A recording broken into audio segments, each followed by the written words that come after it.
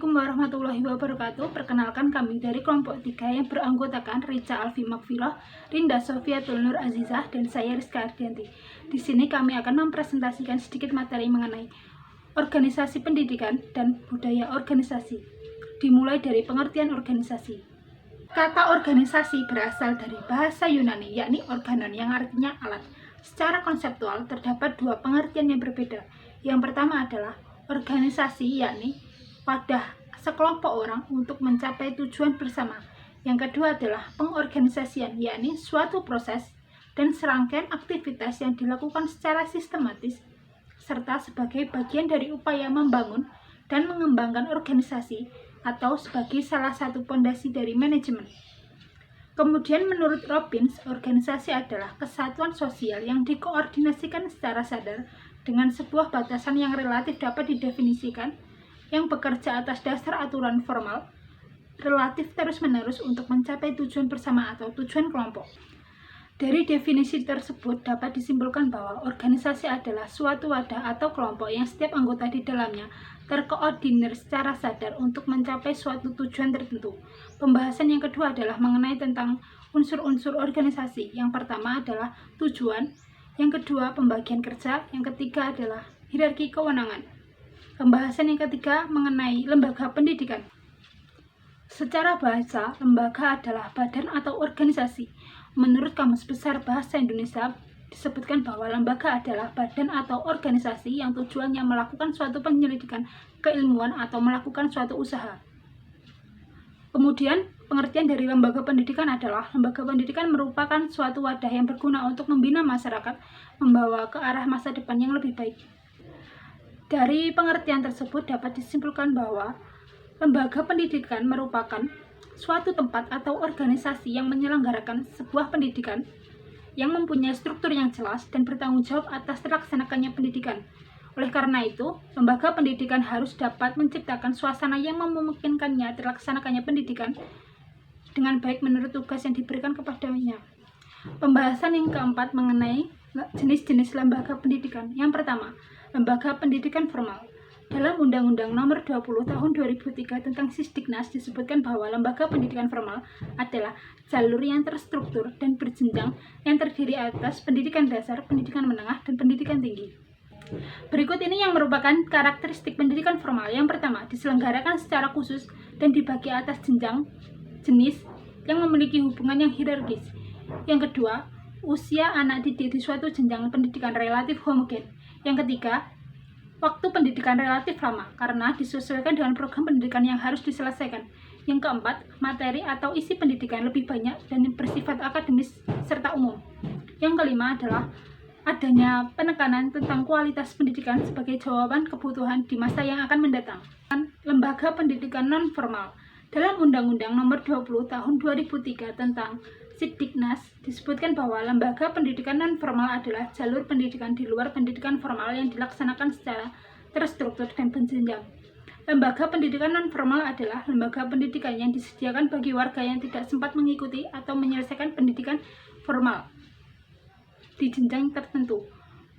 Pendidikan non-formal diselenggarakan bagi masyarakat yang memerlukan layanan pendidikan yang berfungsi sebagai pengganti, penambah, atau pelengkap pendidikan formal dalam rangka mendukung pendidikan sepanjang hayat. Selanjutnya adalah faktor pendorong perkembangan pendidikan non-formal, antara lain, yang pertama, semakin banyak jumlah angkatan muda yang tidak dapat melanjutkan sekolah.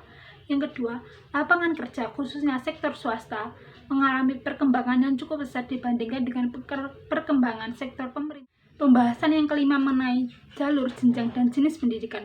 Berdasarkan Undang-Undang Nomor 20 Tahun 2003, Pasal 13 Ayat 1 diterangkan bahwa jalur pendidikan terdiri atas pendidikan formal, pendidikan non-formal, dan pendidikan informal yang saling melengkapi. Sedangkan pada Pasal 14 diterangkan bahwa jenjang pendidikan formal terdiri atas pendidikan dasar, pendidikan menengah, dan pendidikan tinggi. Bismillahirrahmanirrahim.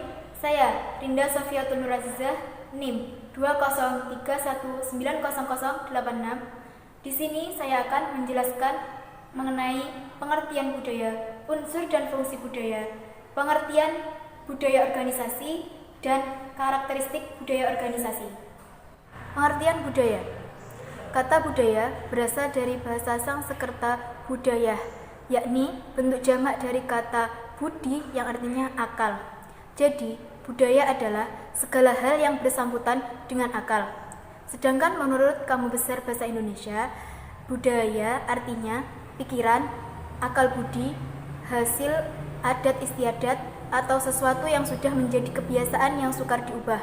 Selain itu, budaya juga memiliki arti suatu cara hidup yang berkembang dan dimiliki bersama oleh sebuah kelompok orang dan diwariskan dari generasi ke generasi. Selanjutnya yaitu unsur dan fungsi budaya. Budaya dibentuk melalui berbagai penopang inti kebudayaan. Berbagai penopang atau dasar dari kebudayaan tersebut adalah unsur-unsur budaya. Unsur-unsur budaya meliputi 1. Sistem bahasa, 2. Sistem pengetahuan, 3. Sistem kekerabatan dan organisasi sosial, keempat, sistem peralatan hidup dan teknologi, kelima, sistem ekonomi atau pencaharian, yang keenam, sistem religi, dan yang terakhir yaitu kesenian. Sedangkan fungsi budaya yaitu 1. Meningkatkan rasa nasionalisme, kedua, timbul rasa toleransi dan empati, ketiga, masyarakat menjadi lebih saling menghargai, dan keempat, sarana untuk menjalin toleransi, dan yang terakhir, menjadi media belajar. Pengertian budaya organisasi. Budaya organisasi dapat diartikan sebagai nilai, norma, aturan, falsafah, dan kepercayaan yang diyakini oleh sebuah organisasi yang tercermin dalam pola pikir dan perilaku para anggota organisasi. Budaya organisasi juga diartikan sebagai sebuah persepsi yang sama dari para anggota organisasi, sehingga budaya organisasi sering disebut dengan sistem bersama. Selanjutnya, karakteristik budaya organisasi. Karakteristik budaya organisasi ada 7. Yang pertama yaitu inovasi dan keberanian mengambil resiko, kedua, perhatian pada hal-hal rinci, ketiga, orientasi hasil, keempat, orientasi tim, kelima, orientasi orang, keenam, keagresifan, dan yang terakhir yaitu saya Rika Alfi Magfiroh. Di sini saya akan menjelaskan tentang bagian 4, poin 3 dan 4, dan bagian 5 dan 6. Poin 3 dari bagian 4 yakni pembentuk budaya organisasi, yakni menurut Wibowo, proses terbentuknya budaya organisasi umumnya diawali dari sumber yakni filosofi pendirian.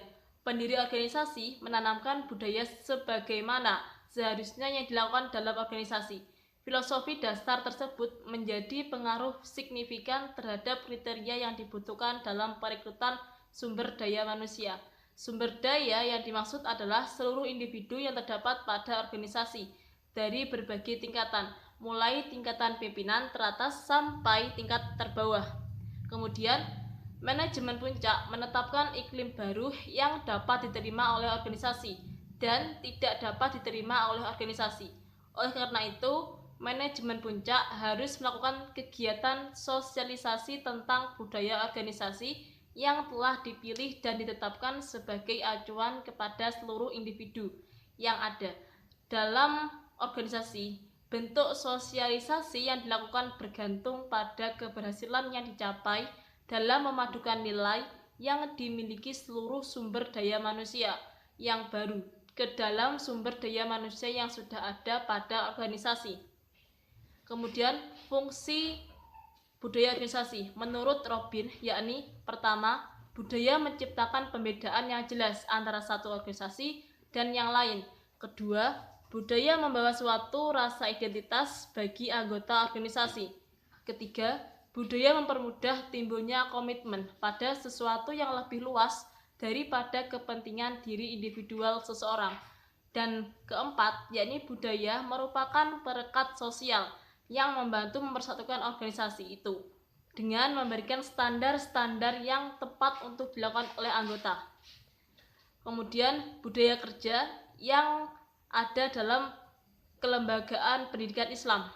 Menurut Nawawi, budaya kerja adalah kebiasaan yang dilakukan berulang kali oleh anggota organisasi. Kemudian, menurut Supriyadi dan Guno menyebutkan nilai-nilai budaya dalam pedoman antara lain 1.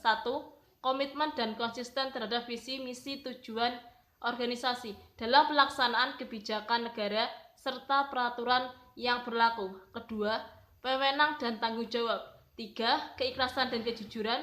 4. Integritas dan profesionalis. 5. Kreativitas dan kepekaan terhadap lingkungan tugas. Keenam, kepemimpinan dan keteladanan. Ketujuh, keberhasilan dan dinamika kelompok kerja. 8. Keberanian dan kearifan dalam mengambil keputusan dan konflik. 9. Semangat dan motivasi. 10. Ketekunan dan kesabaran. 11. Keadilan dan keterbukaan. Dan 12. Penguasaan ilmu dan teknologi. Kemudian pentingnya budaya organisasi dalam pelaksanaan organisasi, yakni yang pertama, budaya organisasi mampu menggerakkan nurani dan pikiran untuk melakukan sesuatu menjadi lebih baik. Sebagai contoh, yakni melalui penegakan hukuman disiplin anggota. Kemudian, kedua, budaya organisasi sangat mempengaruhi kinerja di mana dalam suatu organisasi, para karyawan membentuk persepsi tentang toleransi atas resiko, tekanan, maupun dorongan. Yang ketiga, sebagai pengendali dan arah dalam membentuk sikap dan perilaku manusia yang melibatkan diri dalam suatu kegiatan organisasi. Karena di sini budaya organisasi merupakan nilai yang disumbangkan oleh orang dalam suatu kelompok dan dikembangkan oleh organisasi dan pola kebiasaan yang terbentuk menjadi aturan yang digunakan sebagai pedoman dalam berpikir dan bertindak dalam mencapai tujuan. Yang keempat, budaya memberikan rasa memiliki identitas dan kebanggaan bagi anggota, yaitu menciptakan perbedaan yang jelas antara organisasinya dengan yang lain. Yang kelima, yang terakhir, budaya mempermudah terbentuknya komitmen dan pemikiran yang lebih luas daripada kepentingan seseorang. Terima kasih.